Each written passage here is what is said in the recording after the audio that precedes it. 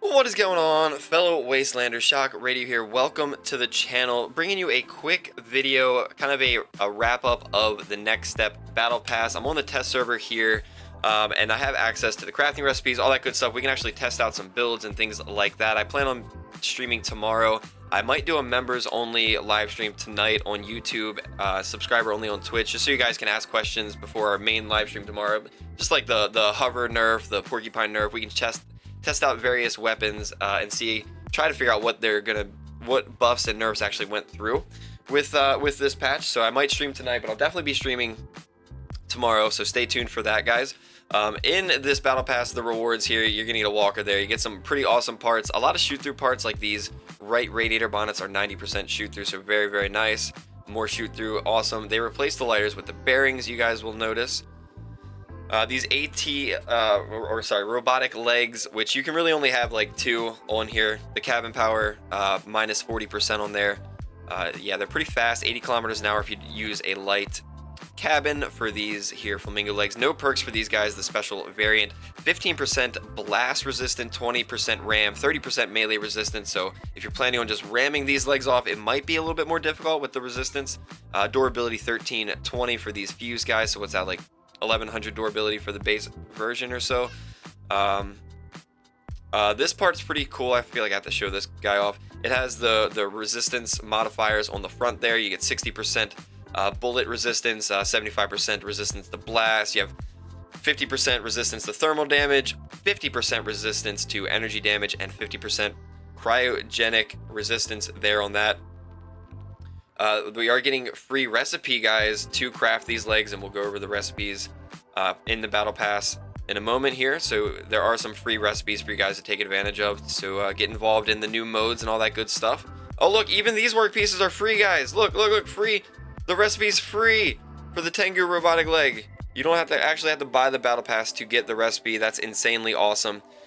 So the Tengu robotic leg, maybe just look at this. It's not fused. 90 kilometers an hour. This guy, when activated, has a perk that performs a short and fast dash in the direction of the armored car's movement, so left, right, all that good stuff. Diagonally even, cooldown for a second. If the armored car makes contact with an enemy, the ability is blocked for 2 seconds, so you can't get contact by a build and then dash away, it seems like.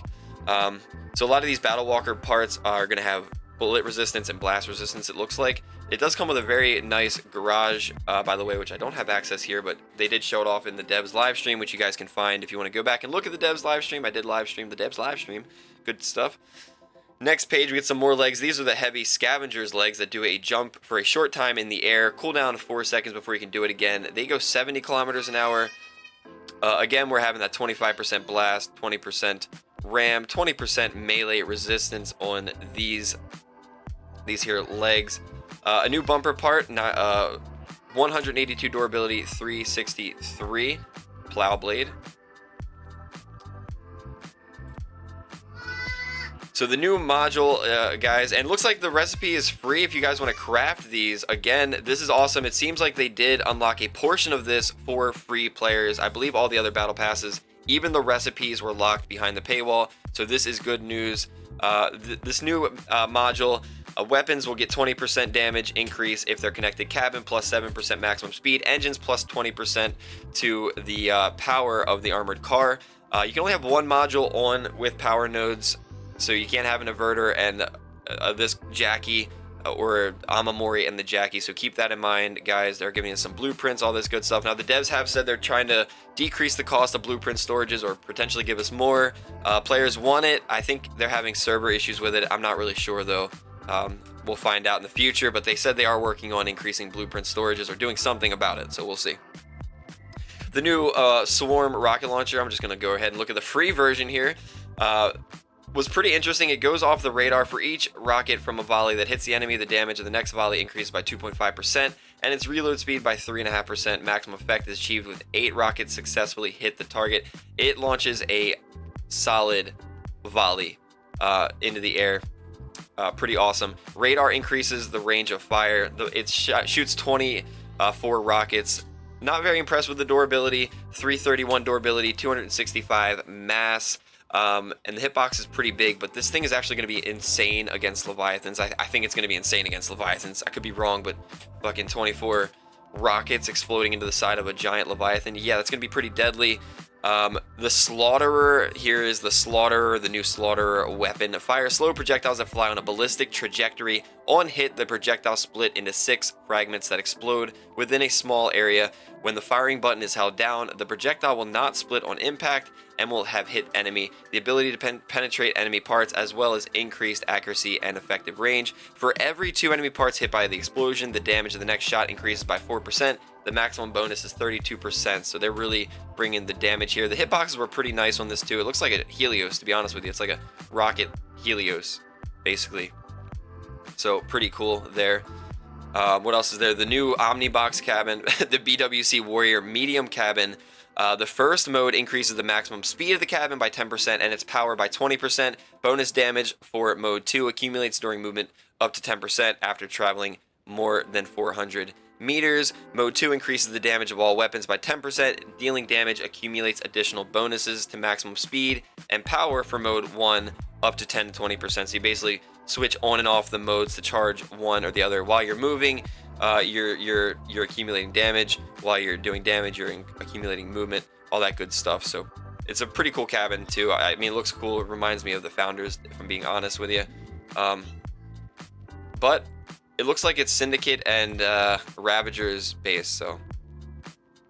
And then the Scavengers got a hold of it. Basically is what the lore is telling us there. So some more parts there. What else do we got? We got a storage expansion here. This was an awesome hologram. If you guys watched the live stream, was badass. And what does this profile say? I was very interested in this. Kusanagi, ever since she was a child, Kusanagi has been inseparable from technology. While other children played outside, she spent hours sitting in front of monitors, immersed in circuits, programs, and mechanics. By the time Syndicate noticed her, Kusanagi was already a virtuoso at working with electronics. She is the menace of the Syndicate's enemies, and everyone who sees her in battle wonders if she controls the vehicle or the vehicle controls her. So pretty cool Syndicate lore there. Now on to the crafting recipes, guys. All the things that are available for fusion. You got the Reaper fusion for barriers, Scotty fusion for barriers. That's actually awesome. The Scotty is going up in price, and I want Scotties, so that's pretty badass. That's actually really awesome. That's really awesome. Anywho's and what's it? Whaler cabin, mass power, max speed. I'm not sure if I have that fused. But that's like a perfect hover fusion whaler cabin. I'm not sure if hover is gonna be good. We'll see what this after we test it out and once the servers go live. But we have the whaler cabin fused in there. Spike fusion durability, reload time, projectile speed for 250 barriers. Quasar durability, reload time, projectile speed. We have the Yanabi cabin durability, maximum speed, mass limit. We have the Bigfoot steering wheels durability, power penalty reduced. Again, Bigfoot durability, power penalty. Argus durability, active time, firing range for the fusion.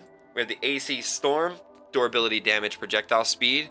We have the Pyralids for durability, reload time, projectile speed. Jawbreaker, mass, maximum speed, mass limit.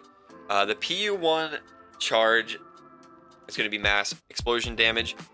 Chameleon durability, reload time. Now for the unavailable craft recipes here you go. For the Slaughter guys, you're going to need the GL55 Impulse. You're going to need 2 of the RLM Dino legs, and you're going to need Titan wheels to craft the Slaughter. To craft the Swarm, you're going to need 2 of these pyres, 2 Tengus, and 2 Titan wheels. Now, to craft the BWC Warrior, you're going to need the Photon cabin, you're going to need the RLM Dino legs, and you're going to need Gedida leg as well. So I'm going to probably see a spike in Gedida legs. The Jackie power node, you're going to need a rune. So if you don't have a rune, RIP, you're going to need the new Tengu legs and Colossus engine. So rune prices are already skyrocketing on all platforms. To craft the RLM Dino leg, you're going to need the Flamingo and the Discharger. To craft the Flamingo, you're going to need the new Aggregator and Propeller. Let me go back down here. Sorry about that.